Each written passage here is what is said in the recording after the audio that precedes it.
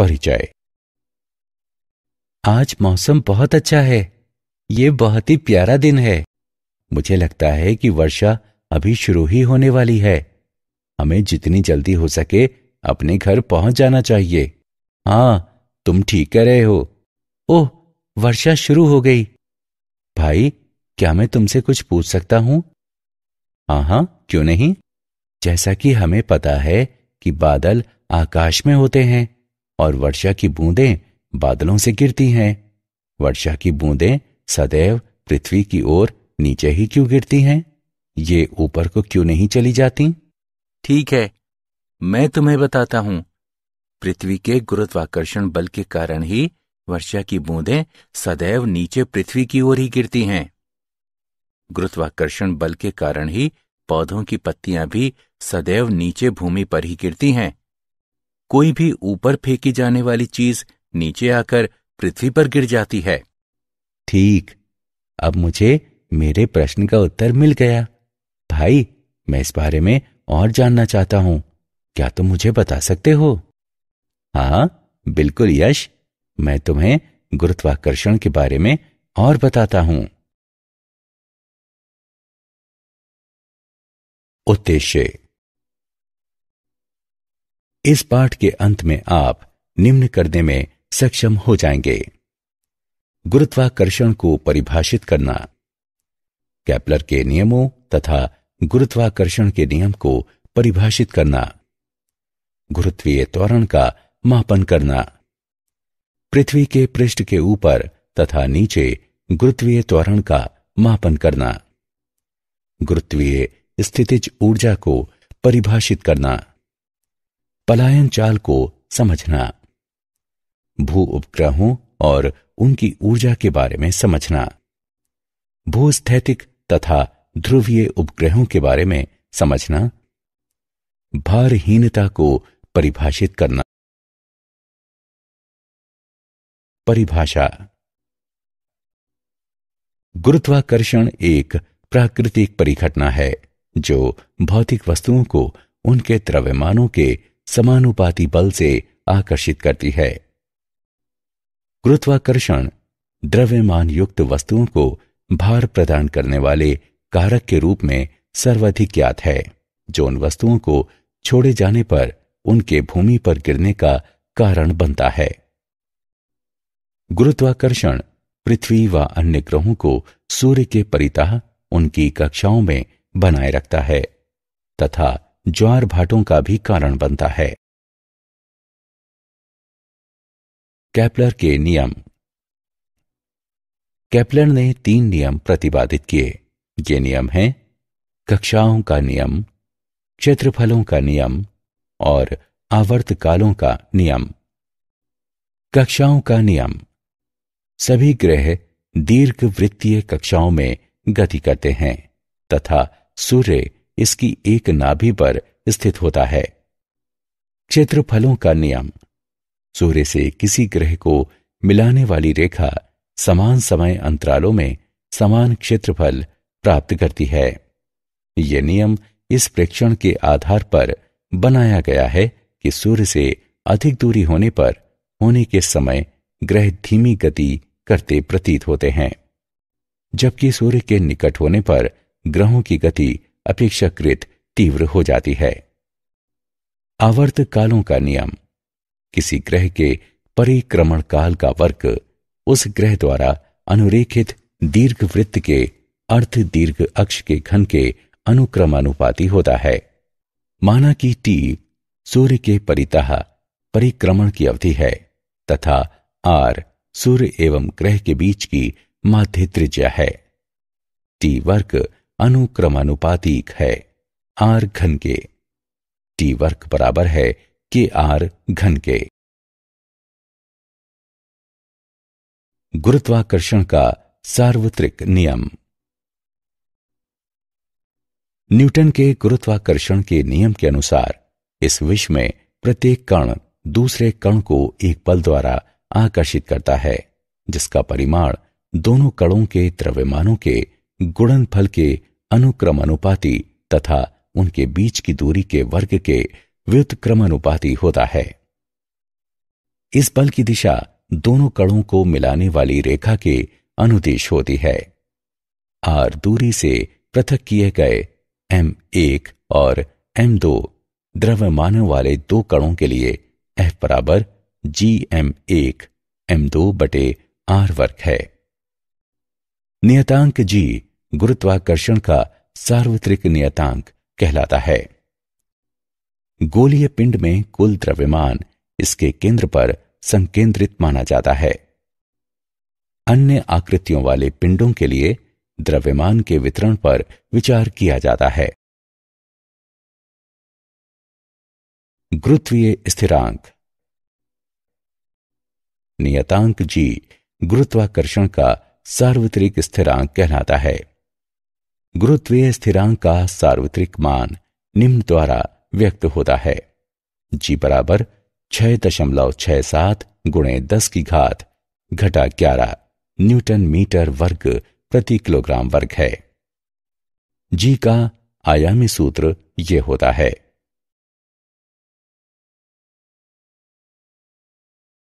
पृथ्वी का गुरुत्वीय त्वरण।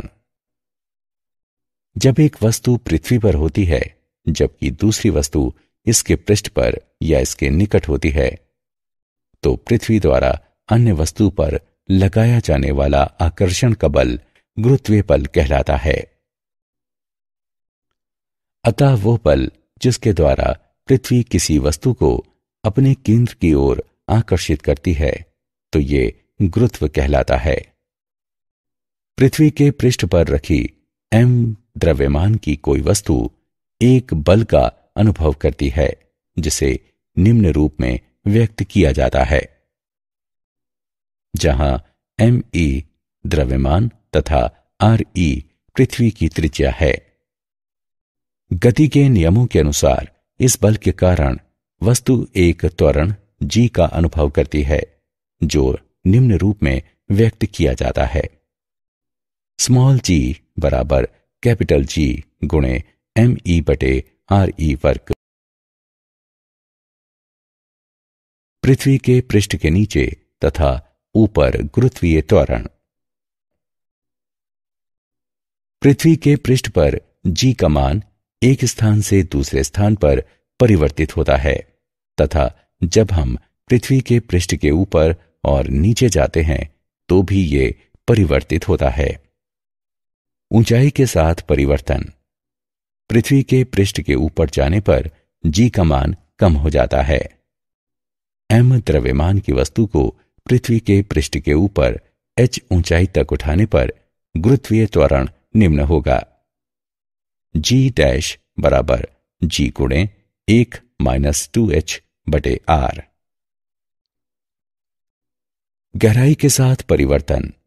जैसे जैसे हम पृथ्वी के पृष्ठ के अंदर जाते हैं, पृथ्वी का अपने केंद्र की ओर वस्तु को आकर्षित करने वाला द्रव्यमान घटता जाता है और इसलिए g का मान निरंतर घटता है।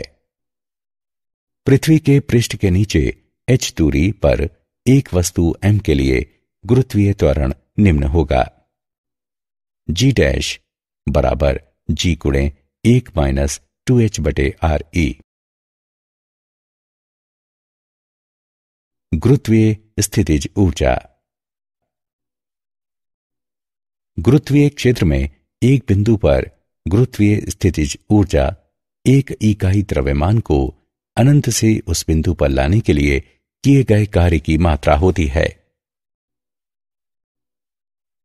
जब m द्रव्यमान को अन्य द्रव्यमान m के गुरुत्वीय क्षेत्र में एक स्थिति से अन्य स्थिति में इससे दूर हटाया जाता है, तो m और m के बीच गुरुत्वाकर्षण बल के विरुद्ध बाह्य बल द्वारा कुछ कार्य किया जाता है। किया गया कार्य m द्रव्यमान से इसकी गुरुत्वीय स्थितिज ऊर्जा के रूप में जुड़ जाता है।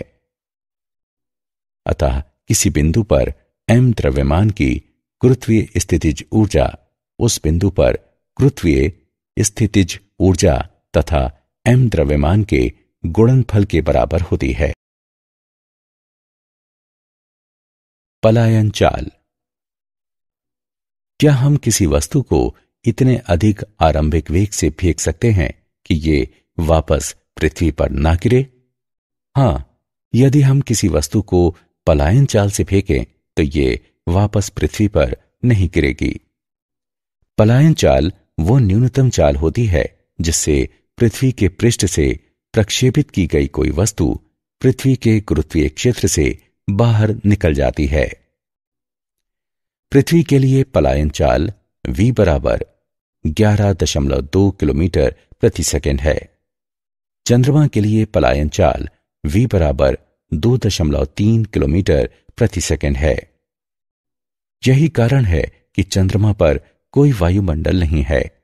यदि चंद्रमा के पृष्ठ पर गैसीय अणु बने तो उनकी चाल 2.3 किलोमीटर प्रति सेकंड से अधिक होने के कारण वे चंद्रमा के गुरुत्वीय क्षेत्र से बाहर पलायन कर जाएंगे। उदाहरण। आइए पलायन चाल का एक उदाहरण देखें। चंद्रमा के पृष्ठ पर पलायन चाल की गणना करें। चंद्रमा का द्रव्यमान, चंद्रमा की त्रिज्या और g का मान दिए गए हैं। आइए इसका हल देखें। दिया है चंद्रमा की त्रिज्या r बराबर 1.7 गुणे 10 की घात 6 मीटर। चंद्रमा का द्रव्यमान m बराबर 7.35 गुणे 10 की घात 22 किलोग्राम। पलायन चाल बराबर √2gr। g का मान रखने पर हम पाते हैं कि पलायन चाल बराबर √2gm/r। मानों को प्रतिस्थापित करने पर हम पाते हैं कि पलायन चाल बराबर 2.4 गुणे 10 की घात 3 मीटर प्रति सेकंड। भू उपग्रह। भू उपग्रह वे वस्तुएं हैं जो पृथ्वी के परितः परिक्रमा करती हैं। इनकी गति ग्रहों की सूर्य के परितः गतियों के बहुत समान होती हैं और इसलिए केपलर के ग्रहीय गतियों के नियम इन पर भी समान रूप से लागू होते हैं। पृथ्वी के परितः प्रत्येक उपग्रह की कक्षा या तो वृत्तीय होती है या दीर्घवृत्तीय। चंद्रमा पृथ्वी का एकमात्र प्राकृतिक उपग्रह है जिसकी कक्षा लगभग वृत्तीय है और जिसका आवर्तकाल लगभग 27.3 दिनों का है। कृत्रिम उपग्रह ऐसी वस्तु होती है जो कक्षा में मानवीय प्रयास से स्थापित की जाती है। कृत्रिम उपग्रहों के निम्न उपयोग हैं। ऊपरी वायुमंडल का अध्ययन करना, मौसम का पूर्वानुमान करना, अंतरिक्षीय विकिरण और सौर विकिरणों का अध्ययन करना, पृथ्वी की आकृति का अध्ययन करना तथा पृथ्वी की ऊपरी परत में खनिज पदार्थों और जल की उपस्थिति की खोज करना, उल्का पिंडों का अध्ययन करना और रेडियो, टेलीविजन तथा टेलीफोन के सिग्नलों को प्राप्त और संप्रेषित करना। एक कक्षीय उपग्रह की ऊर्जा। वृत्तीय कक्षा में पृथ्वी का चक्कर काटने वाले उपग्रह में गतिज तथा स्थितिज ऊर्जा होती है। चूंकि यह पृथ्वी के गुरुत्वीय क्षेत्र में होता है इसलिए इसकी स्थितिज ऊर्जा U बराबर -GMEM/RE होती है, जहां M उपग्रह का द्रव्यमान है। उपग्रह की गतिज ऊर्जा K बराबर 1/2 mv0 वर्ग होती है, जहां v0 कक्षा में इसकी चाल है। वृत्तीय गति के लिए आवश्यक अभिकेंद्रीय बल गुरुत्वाकर्षण द्वारा प्रदान किया जाता है। उपग्रह की गतिज ऊर्जा K उपग्रह की कुल ऊर्जा बराबर गतिज ऊर्जा प्लस स्थितिज ऊर्जा। गणना करने पर हम पाते हैं कि कुल ऊर्जा बराबर -1/2 GMEM/RE। चूंकि उपग्रह की कुल ऊर्जा ऋणात्मक होती है इसलिए ये पृथ्वी के परितः घूमता रहता है। उपग्रह के पृथ्वी के गुरुत्वाकर्षण से पलायन कर जाने के लिए इसकी कुल ऊर्जा 1/2 GME/m/RE होनी चाहिए, जिससे इसकी कुल ऊर्जा 0 हो जाती है। ये ऊर्जा उपग्रह की बंधन ऊर्जा कहलाती है। तुल्यकाली भूस्थैतिक तथा ध्रुवीय उपग्रह। तुल्यकाली या भूस्थैतिक उपग्रह विषुवत के लगभग 22,223 मील ऊपर 24 घंटे में अपनी कक्षा में एक चक्कर पूरा करते हुए अपनी अवस्थिति बनाए रखते हैं। एक ही क्षेत्र का विस्तृत पट्टी दृश्य मौसम वैज्ञानिकों को मौसम के प्रतिमानों की निगरानी करने, विश्लेषण करने और भविष्यवाणी करने में सहायता प्रदान करता है। हालांकि पृथ्वी के वायुमंडल को पूरी तरह से समझने के लिए संपूर्ण ग्रह की निगरानी की जानी आवश्यक होती है। ध्रुवीय उपग्रह ऐसे उपग्रह होते हैं जो उत्तरी और दक्षिणी ध्रुवों से गुजरती उत्तर दक्षिण कक्षा में पृथ्वी के परितः चक्कर लगाते हैं। ध्रुवीय उपग्रह विषुवत को एक दिन में कई बार पार करते हैं। ध्रुवीय उपग्रहों के एक युग्म का उपयोग करने से यह सुनिश्चित हो जाता है कि पृथ्वी के किसी भी भाग का मापन 6 घंटे से अधिक पुराना नहीं है। अवलोकित किया जाने वाला क्षेत्र संकीर्ण रहता है, लेकिन ये अत्यंत लाभकारी होता है। भारहीनता। हम जिस तल पर खड़े होते हैं उस पर अपने पैरों के द्वारा लगाया जाने वाला प्रतिक्रियात्मक बल के कारण भार का अनुभव करते हैं। यदि जिस तल पर हम खड़े हों वह तल समान त्वरण से गतिमान हो जाए तो हमारे द्वारा अनुभव किया जाने वाला भार भिन्न होगा। किसी लिफ्ट में नीचे आते समय हम सभी ऐसा ही अनुभव करते हैं। हालांकि यदि किसी नीचे आती लिफ्ट की रस्सियां टूट जाएं तो ये गुरुत्वीय बल के प्रभाव में स्वतंत्रतापूर्वक नीचे गिरेगी और लिफ्ट के प्लेटफॉर्म पर खड़े होने के दौरान हम किसी प्रतिक्रियात्मक बल का अनुभव नहीं करेंगे। अतः हम अनुभव करेंगे कि हमारा भार 0 हो गया है, या दूसरे शब्दों में हम भारहीनता का अनुभव करेंगे। किसी उपग्रह के अंदर बैठे व्यक्ति के लिए भी ऐसे ही स्थिति होती है। कृत्रिम उपग्रह स्वतंत्रतापूर्वक गिरती वस्तुओं के समान होते हैं। क्या आप जानते हैं केपलर-जोहान्नेस को ग्रहीय गति के 3 नियमों की खोज के लिए जाना जाता है, जो टाइको ब्रेहे और उनके सहयोगियों द्वारा बहुत परिश्रम पूर्वक किए गए प्रेक्षणों पर आधारित हैं। ये नियम सौर मंडल की व्यवस्था का वर्णन करते हैं। गुरुत्वीय बल अंतःक्षेपी माध्यम की प्रकृति से स्वतंत्र होता है। ये अन्य वस्तुओं की उपस्थिति या अनुपस्थिति से भी स्वतंत्र होता है। 2 वस्तुओं के बीच गुरुत्वाकर्षण बल 0 हो सकता है यदि दोनों वस्तुओं के बीच पृथक्कन अनंत कर दिया जाए। पलायन वेग वस्तु के द्रव्यमान तथा पृथ्वी या किसी अन्य ग्रह से उसके प्रक्षेपण की दिशा से स्वतंत्र होता है। सारांश। आइए हमने जो कुछ सीखा है उसे संक्षेप में दोहराएं। गुरुत्व पृथ्वी का गुरुत्वाकर्षण बल है जो पृथ्वी पर या पृथ्वी की सतह के निकट रहता है। गुरुत्वीय बल 2 कणों के बीच माध्यम पर निर्भर नहीं होता। पदार्थ का एक समान ठोस गोला गोले के बाहर स्थित कण को इस प्रकार आकृष्ट करता है कि पूरे गोले का द्रव्यमान इसके केंद्र पर संकेंद्रित होता है। किसी स्थान पर गुरुत्वीय बल की तीव्रता उस स्थल पर स्वतंत्र रूप से गिरती वस्तु में उत्पन्न त्वरण के बराबर होती है।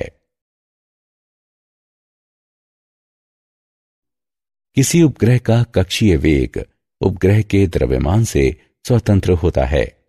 किसी उपग्रह का कक्षीय वेग पृथ्वी या किसी अन्य ग्रह के द्रव्यमान एवं त्रिज्या पर निर्भर करता है, जिसके परितः वह उपग्रह परिक्रमा करता है।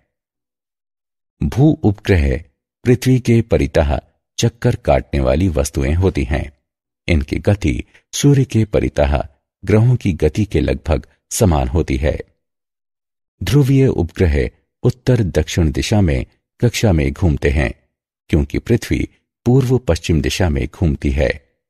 परिणाम स्वरूप उपग्रह पृथ्वी के संपूर्ण पृष्ठ का प्रेक्षण करता है।